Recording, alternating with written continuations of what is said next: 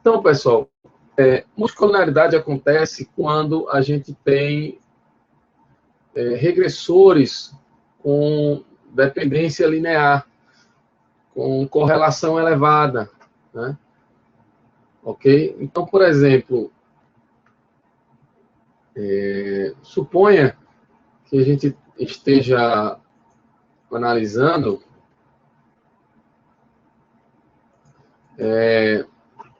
esse modelo, onde o consumo dependa da renda salarial e renda, por exemplo, de investimentos, né? Talvez o salário maior afete no investimento. E essas duas variáveis teriam alta correlação. Essa alta correlação gera um problema nessa formação aqui do modelo, nessa estrutura do modelo. Nesse caso, havendo essa dependência e essa correlação elevada, a gente não consegue estimar o beta com qualidade, certo? A gente perde muito com a qualidade da estimação. E aí, havendo uma dependência linear, uma correlação igual a 1, será impossível estimar o vetor dos betas. E nesse caso, a gente teria a multicolinaridade exata. Quando a multicolinaridade é quase exata, é porque essas relações elas não são de correlação unitária. A gente tem uma alta correlação, mas não unitária. Ok? Bem, quais são os problemas que a gente pode vir a ter quando a gente tem multicolinaridade? Fica difícil estimar os regressores, os efeitos dos regressores, ou seja, os estimadores ficam com variância elevada e altamente correlacionados, né? Muitas vezes, esses betas ficam insignificantes individualmente, via teste T, e através de um teste F, o modelo estaria estatisticamente significativo. As estimativas ficam muito sensíveis à inclusão ou remoção de poucas observações, certo?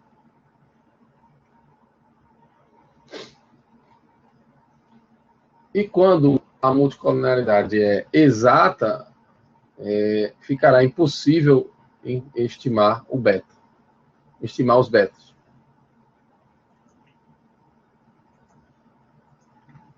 Está aqui um exemplo do livro, né? Então, no livro, o que o livro diz? A multicolinaridade está presente quando há uma quase dependência linear entre as variáveis explicativas.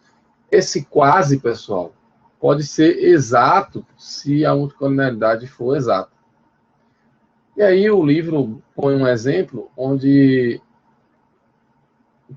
a variável y é o gasto com alimentação, né? E esse gasto com alimentação vai depender da renda, da poupança, né? E a idade do chefe da família. Obviamente, pessoal, quanto maior a renda, maior a poupança, provavelmente, maior a capacidade de poupança, e quanto maior a idade do chefe de família, provavelmente haverá aí uma renda maior. Então, essas variáveis estão estupidamente correlacionadas, né? Isso é um problema, pois essa correlação elevada gera consequências drásticas no processo de estimação do modelo. Okay?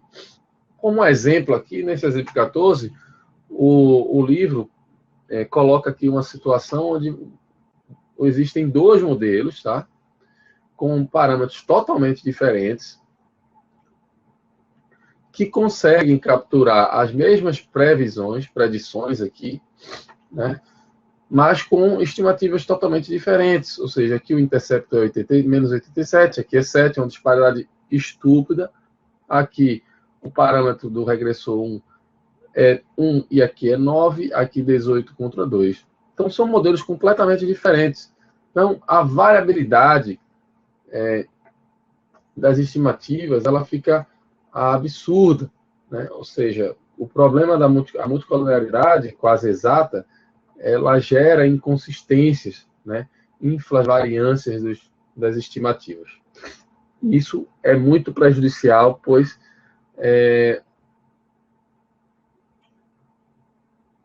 essas características de ter variância mínima e são simplesmente as características básicas de nosso interesse, ok?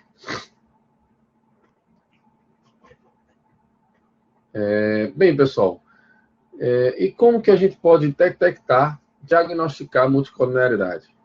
Primeiramente, deixa eu fazer aqui uma pergunta.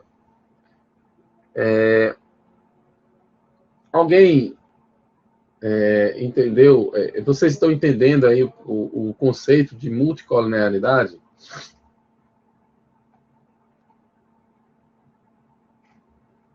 Antes de eu seguir em frente, me digam se entenderam a ideia da multicolorialidade.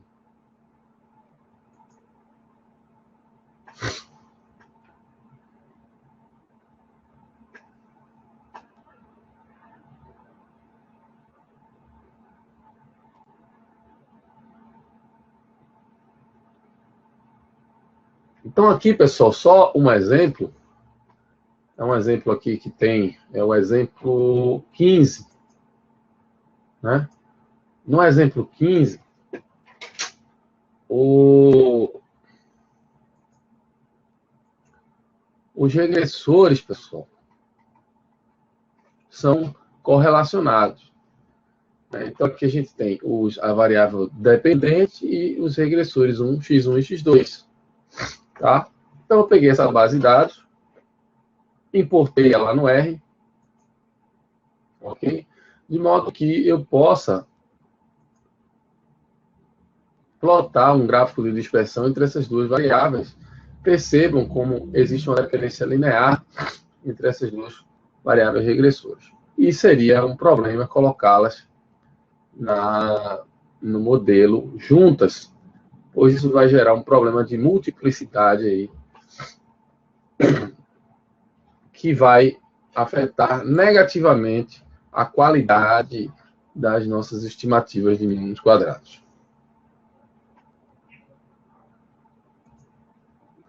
Então, como exemplo aqui, pessoal, vamos calcular a correlação entre as duas variáveis regressoras. Vejam que correlação alta, quase 1. Né? Às vezes, quando tem problema de multicolorialidade, a gente estima um modelo com um dos regressores, né? Ok? Eu vou ajustar o modelo aqui e vocês vão perceber como a inclusão de um segundo regressor correlacionado com ele vai afetar drasticamente a estimativa. Aqui deu 3,27. Eu estou estimando aqui com os dois regressores, ok? E vocês vão ver como vai mudar as estimativas, como elas mudam. Aqui eu tenho 3,27 e aqui eu tenho 1,84. Ou seja, uma mudança drástica. Além do que, também, olha o erro padrão dessa estimativa. Né? É enorme. 0,32 contra 1,12. Ou seja, praticamente triplicou a variância, o erro padrão. O desvio padrão da estimativa praticamente triplicou. Ou seja, a qualidade dessas estimativas ficou muito aquém. Ok? Como que eu posso detectar também, pessoal, a multicolorialidade? Eu posso usar algumas técnicas de diagnóstico para detectar essa multicolorialidade. Uma das técnicas são os fatores de inflação de variância. Na verdade, são dados por essa expressão que depende do R quadrado, né? O R quadrado é o coeficiente de determinação múltiplo, né? Obtido a partir da regressão de XJ em relação às demais variáveis explicativas. Então, cada variável regressora vai ter um fator de inflação de variância. Esses fatores de inflação de variância, quanto maiores, piores, né? Em geral,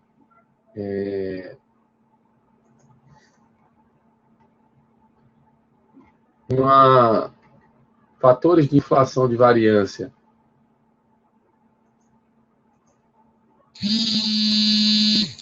superiores a 5, né, são indícios de multicolinearidade quase exata. Um outro resultado, pessoal, também, que a gente pode fazer para tentar detectar essa multicolinearidade, é quando a gente pega aqui a correlação, o coeficiente de correlação entre os regressores e dá algo maior do que 0,8, por exemplo. Certo? E aí tem outros critérios que podem ser utilizados para a gente diagnosticar essa multicolinearidade, como, por exemplo, esse número de condição, que é a raiz quadrada de dois valores, que são autovalores associados à matriz x', né? Mas essas fórmulas vocês não precisam decorar, tá certo? O que importa é que esse número de condição ele tem que ser um número próximo de 1 para que não seja, para que a gente não tenha multicolinearidade.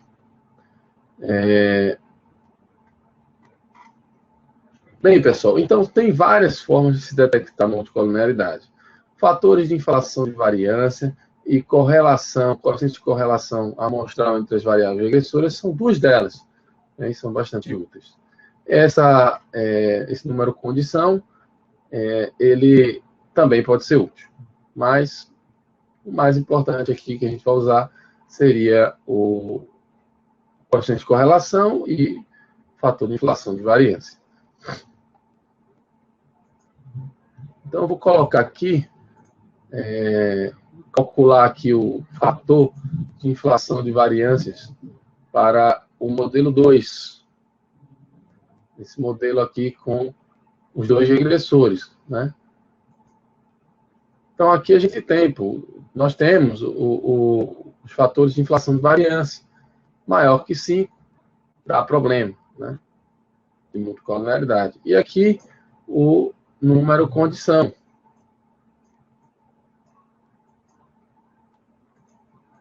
Né? Esse número condição é a raiz quadrada daquela razão de lambdas. O ideal é que esse número condição fique próximo de 1.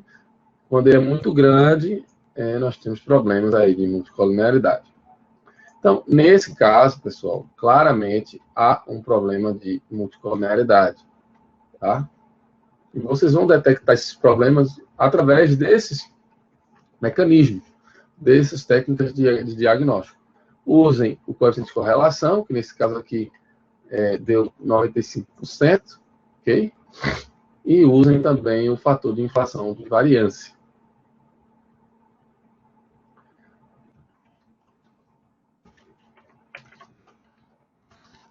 Então, multicolinearidade, pessoal, é quando a gente tem dependência entre os regressores. Isso é prejudicial para a qualidade das estimativas de mínimos quadrados, tá? E aí, como você detecta, usa os fatores de inflação de variância, a matriz de correlação, a amostral dos regressores, né? E pode também usar o número condição. Mas os dois primeiros são suficientes, ok?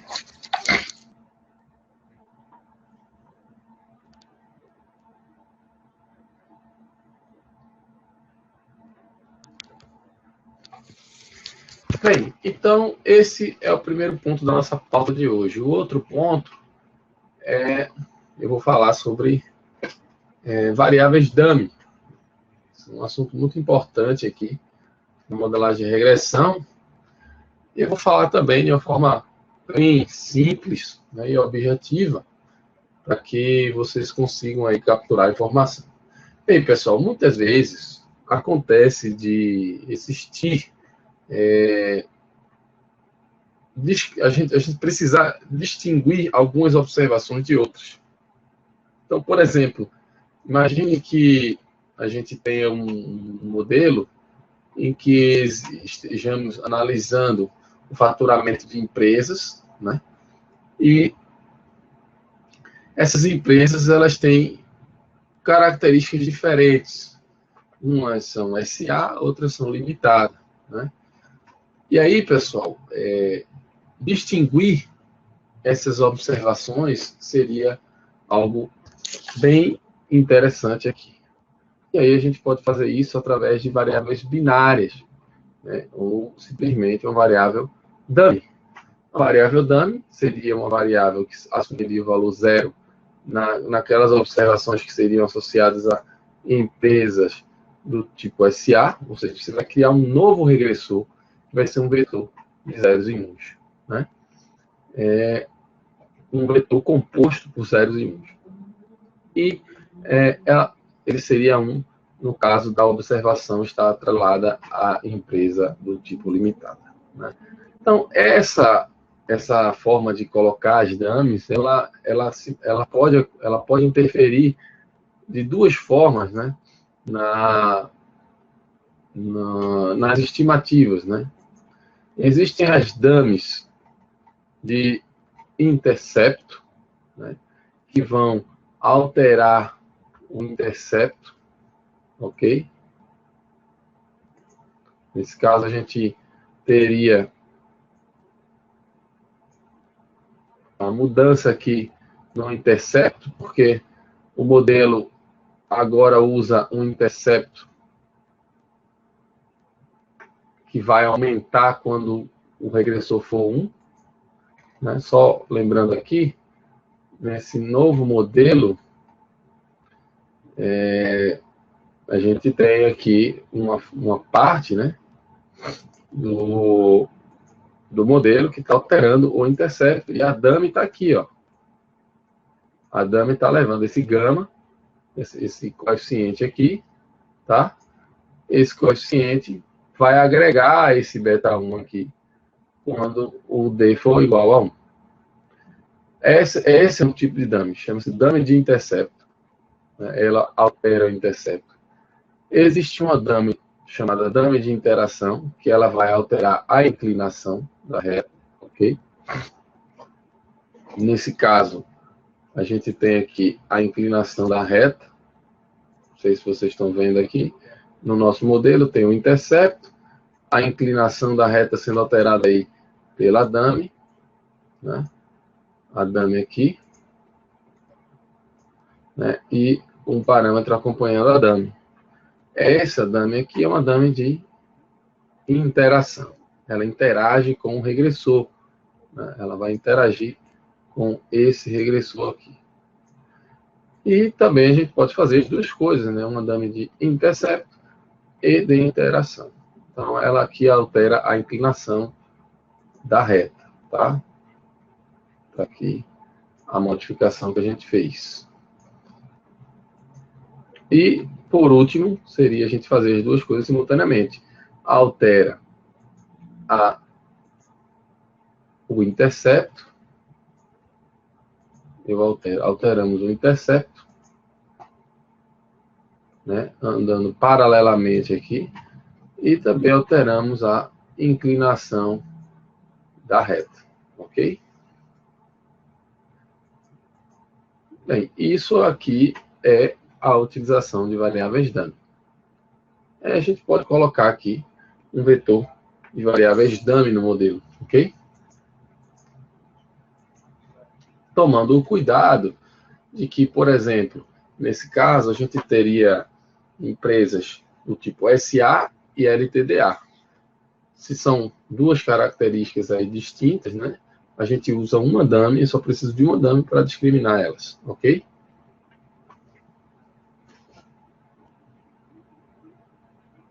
Então, se a gente tem uma quantidade M de categorias, a gente inclui M-1 variáveis no modelo. Então, é basicamente isso, pessoal, que, como eu disse, como eu mostrei a vocês, aqui a gente tem uma dummy no centro, uma dummy de intercepto, né? Aqui uma dummy de interação e de intercepto, né? Ao mesmo tempo. Uma coisa importante aqui que eu queria mostrar a vocês sobre a interpretação dos parâmetros nos modelos de regressão.